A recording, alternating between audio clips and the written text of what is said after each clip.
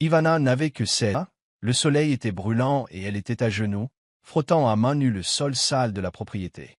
La sueur perlait sur son visage et son dos la faisait souffrir, mais elle ne s'arrêta pas. Sa belle-mère, Noria, lui avait donné l'ordre, et Ivana savait ce qui arriverait si elle n'obéissait pas. Soudain, un bruit retentit à l'intérieur de son emballage. C'était son petit téléphone, celui qu'elle avait secrètement gardé et caché.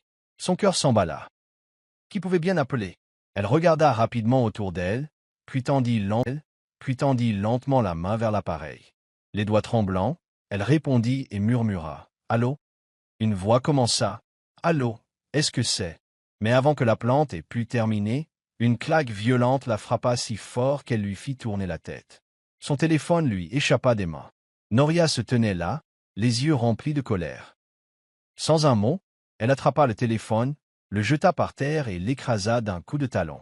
Ivana observait en silence, la joue en feu et le cœur serré. Elle ne savait même pas qui avait appelé ni pourquoi. L'appel s'était terminé avant qu'elle n'entende quoi que ce soit. Mais au fond d'elle-même, quelque chose lui disait que ce n'était pas un appel comme les autres. Cette voix, ces quelques mots, lui semblaient différents. Comme si c'était quelque chose d'important, quelque chose qui aurait pu changer sa vie. Elle n'imaginait pas à quel point ce sentiment était vrai. Cet appel qu'elle n'avait pas pu terminer, cette voix qu'elle n'avait pas pu entendre, était la première étincelle d'un incendie qui allait plus tard bouleverser son monde et la mener vers un avenir qu'elle n'avait jamais imaginé. Ce n'était pas un simple appel manqué, c'était le début de son destin. Depuis la mort de sa mère, la vie de Ivana n'avait plus jamais été la même. C'était une fille joyeuse et intelligente qui aimait l'école, les livres et les rires. Mais après la mort de sa mère, tout a basculé. Son père ne resta pas célibataire longtemps. Il épousa Noria, une femme souriante en public, mais au cœur froid à la maison. Noria ne se maria pas par amour. Elle a épousé le père de Ivana en raison de son statut social modeste et de sa maison modeste. Une fois installée, elle a pris le contrôle de tout. Peu à peu, elle a transformé Ivana en domestique. Ivana n'était plus traitée comme une fille. On lui confiait des tâches du matin au soir, cuisiner, balayer, laver le linge et nettoyer chaque recoin. Noria ne la laissait pas aller à l'école. Elle disait « À quoi sert l'éducation pour une fille comme toi ?»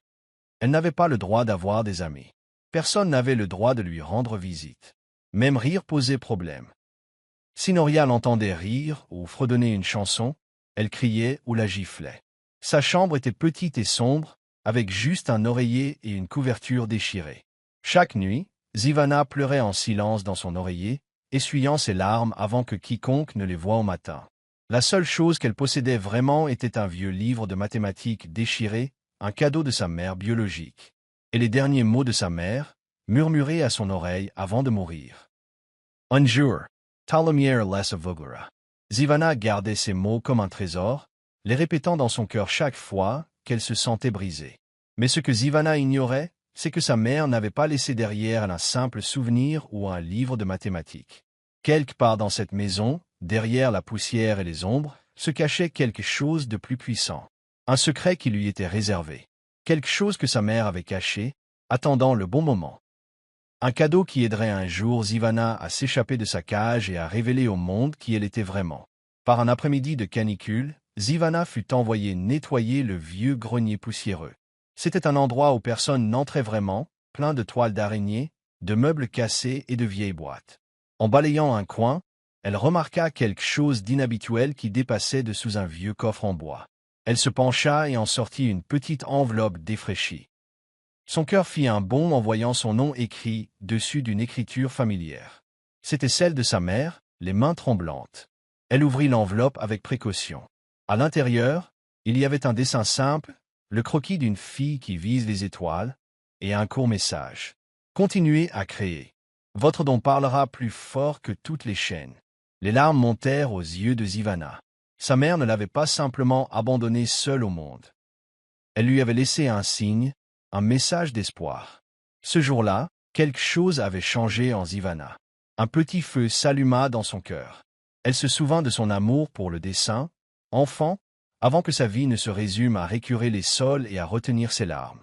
Ce soir-là, avec un morceau de fusain récupéré dans le coin à bois et le dos de vieille boîte en carton, elle se remit à dessiner en secret. Le dessin était devenu son échappatoire. Il lui donnait le sentiment d'être vivante. Elle dessinait des visages, des mains, des oiseaux, et même des photos de sa mère de mémoire. Chaque dessin lui procurait un sentiment de liberté. Et un jour, un événement inattendu se produisit. Tôt le matin, alors qu'elle sortait des poubelles, elle aperçut un homme qui se tenait tranquillement au bord de la rue, observant le quartier. Son visage était calme, pensif, différent. Sans trop réfléchir, elle sortit un petit morceau de fusain de sa poche, et sur un mur voisin, commença à dessiner son visage. Cela ne lui prit que quelques minutes. Elle ignorait qu'il l'observait de dos. Cet inconnu n'était pas n'importe quel homme. Il s'appelait Malik Ozeh, un célèbre photographe de la ville, connu dans le monde entier. Mais en visitant les lieux sans révéler son identité, il fut stupéfait par la perfection avec laquelle elle avait dessiné son visage. Il y avait dans son art quelque chose de brut, de puissant et d'émouvant qu'il n'avait pas vu depuis longtemps. Malik ne dit pas un mot tout de suite. Mais dans cette rue tranquille, avec une fille tenant un fusain et un dessin au mur, la vie de Zivana allait prendre un tournant radical. Elle l'ignorait encore, mais son nom venait d'être aperçu par la seule personne capable de l'aider à échapper à son monde douloureux. Malik ne cessait de penser à la fille qui avait dessiné son visage si parfaitement sur le mur. Il y avait quelque chose dans son dessin, quelque chose de profond, d'émouvant et de puissant. Il s'en souvint. Il prit une photo de l'œuvre et continua à poser des questions dans le quartier jusqu'à ce que quelqu'un lui dise discrètement que la fille s'appelait Zivana. Ce nom lui résonna. Plus tard dans la soirée, de retour à sa chambre d'hôtel, il fouilla dans de vieux fichiers que son assistant avait sauvegardés à partir d'une carte mémoire perdue, retrouvée dans une petite galerie locale. Cette carte avait été remise des semaines plus tôt, retrouvée dans un bus, abandonné par un inconnu. Le portfolio à l'intérieur ne portait aucun nom, juste des croquis saisissants qui avaient impressionné Malik et toute son équipe. Ils avaient tenté de contacter l'artiste en appelant le seul numéro inscrit sur une petite note à l'intérieur du dossier, mais l'appel n'avait jamais abouti. Malik réalisa alors quelque chose de choquant. Le dessin au mur, le nom de Zivana et la voix au téléphone qui ne terminait jamais. C'était la même fille. C'était l'artiste qu'il cherchait depuis tout ce temps. Sans perdre de temps, Malik écrivit une lettre proposant de financer les études de Zivana, promettant de l'aider à développer son art et même d'exposer ses œuvres dans une galerie. Il nota soigneusement l'adresse de son bureau et glissa de l'argent dans l'enveloppe. Il la remit ensuite à un livreur de confiance pour qu'il la dépose au domicile de Zivana. Mais lorsque la lettre arriva, elle ne lui parvint jamais. Noria, sa belle-mère, vit l'enveloppe la première. Elle l'ouvrit par curiosité et devint furieuse en la lisant. L'idée que Zivana s'éleva, rayonnait et lui échappait, la brûlait de jalousie. Sans même la montrer à Zivana, Noria déchira la lettre et la jeta au feu. Zivana ignorait totalement que quelqu'un lui avait tendu la main. Elle ne savait pas que son talent avait enfin parlé assez fort pour être entendu. Elle se demandait sans cesse pourquoi rien n'avait changé, pourquoi personne ne revenait. Mais le destin n'en avait pas fini avec son histoire. Même si ce message s'était envolé, la vérité se répandait déjà. Et d'une manière ou d'une autre, le destin allait la rattraper. Chaque matin, avant le lever du soleil, Zivana s'éclipsait discrètement de la maison. Elle marche prudemment pour que le portail ne fasse pas de bruit. Son cœur bat fort, non pas de peur, mais d'excitation. Pour la première fois de sa vie, elle fait quelque chose pour elle. Malik la rencontre dans un petit coin du quartier, où personne ne va habituellement. Il lui apprend à tenir un appareil photo, à capturer la lumière et à exprimer l'émotion dans une image. Il lui montre comment utiliser un ordinateur portable pour créer, dessiner avec couleur et style, et même comment utiliser des outils simples pour éditer et raconter des histoires à travers l'art. Zivana écoute les yeux grands ouverts, s'imprégnant de chaque mot comme si c'était de la magie. Elle s'entraîne chaque jour. Ses mains apprennent, son esprit s'ouvre et son cœur déborde d'espoir. Pour la première fois, elle se sent considérée, pour la première fois, elle croit en son avenir. Son sourire s'éclaire plus facilement. Même sa peau commence à rayonner, non pas grâce à la crème ou à la poudre, mais grâce au bonheur qui l'habite. Mais Noria commence à le remarquer. Elle remarque le changement. Zivana n'a plus l'air d'une fille brisée. On dirait quelqu'un qui rêve à nouveau. Cela met Noria en colère. Elle l'observe attentivement. Une nuit, alors que Zivana repart discrètement, Noria la suit. Elle marche dans l'ombre, se cache, attend. Et puis, elle le voit. Zivana rit à côté de Malik, un appareil photo à la main, l'air libre. Noria se précipite et crie. Sa voix résonne dans la rue. Elle tire Zivana par le bras en criant. « Tu veux me déshonorer? Tu veux devenir comme ta mère inutile ?» Malik tente de la calmer, mais elle se tourne vers lui et lui dit. « Éloigne-toi d'elle. Tu ne sais pas qui elle est. » Zivana tente de parler, mais Noria la gifle devant Malik et la petite foule qui s'est rassemblée. Cette nuit-là, Noria enferme Zivana chez elle. Elle lui promet qu'elle ne la quittera plus jamais. Mais quelque chose en elle a changé à jamais. Elle a goûté à la liberté. Elle a vu qui elle pouvait devenir. Et malgré l'épaisseur des murs, son esprit s'est déjà échappé. La bataille a commencé entre le contrôle et la liberté, et Zivana n'a plus peur de se battre. Assise sur le sol froid, les yeux rougis par les pleurs, les joues encore douloureuses à cause de la gifle, elle a attendu toute la journée le retour de son père. Lorsqu'il franchit enfin la porte, elle courut vers lui, lui serrant la main. « Papa, s'il te plaît, dit-elle, les larmes aux yeux. S'il te plaît, parle à Noria. S'il vous plaît, aidez-moi. Elle détruit mes rêves. Elle me déteste. » Elle, mais son père ne pouvait pas la regarder dans les yeux. Il baissa les yeux, soupira profondément et dit d'une voix douce et fatiguée. « Zivana, ce n'est pas le moment. Endure. Les choses s'arrangeront. » Ces mots la brisèrent plus que n'importe quelle gifle. Zivana eut l'impression que les murs de la maison se refermaient sur elle. Elle retourna dans sa chambre, celle sans vrai lit, juste une natte. Elle fixa le plafond toute la nuit, le cœur rempli de douleur, de colère et de confusion. Puis, juste avant l'aube, elle se leva. En silence, elle plia sa robe et le livre de mathématiques déchiré. Elle reprit le vieux dessin que sa mère lui avait laissé, celui qui disait « Continue à créer. Ton don parlera plus fort que toutes les chaînes. » Elle le serra contre sa poitrine, comme un bouclier pour son cœur. Sans chaussures ni plan précis, Zivana ouvrit la porte de derrière et s'avança dans le sombre matin. Le sol était accidenté, mais son cœur était fort. Chaque pas qui l'éloignait de cette maison était un pas vers quelque chose de nouveau. Elle ne savait pas où elle allait, mais elle savait qu'elle ne pouvait pas rester. Lorsque Malik ouvrit le portail de la maison de sa sœur, dans la ville voisine, et la vit debout, pieds nus, couverte de poussière et tremblante, il ne posa pas de questions. Il lui a juste dit « Tu es en sécurité maintenant. » Sa sœur lui a offert un repas chaud, une petite chambre et quelque chose qu'elle n'avait jamais vraiment connu, la gentillesse. Zivana était allongée sur le petit lit cette nuit-là, serrant toujours le dessin de sa mère. Ses pieds étaient meurtris, mais son esprit était vivant. Elle s'était choisie. Elle avait quitté le silence. Elle avait marché vers la liberté. Les mois passèrent tranquillement, mais pour Zivana, chaque jour était rempli de lumière, d'apprentissage et d'espoir. Elle se levait tôt, aidait la sœur de Malik à la maison et passait le reste de la journée à dessiner, à concevoir et à apprendre la photographie. Elle s'entraînait avec tout ce qu'elle trouvait, de vieux crayons, des appareils photo cassés, et même ses doigts dans la poussière. Malik lui enseignait tout ce qu'il savait, et Zivana s'imprégnait de tout, telle une éponge sèche qui rencontre l'eau pour la première fois.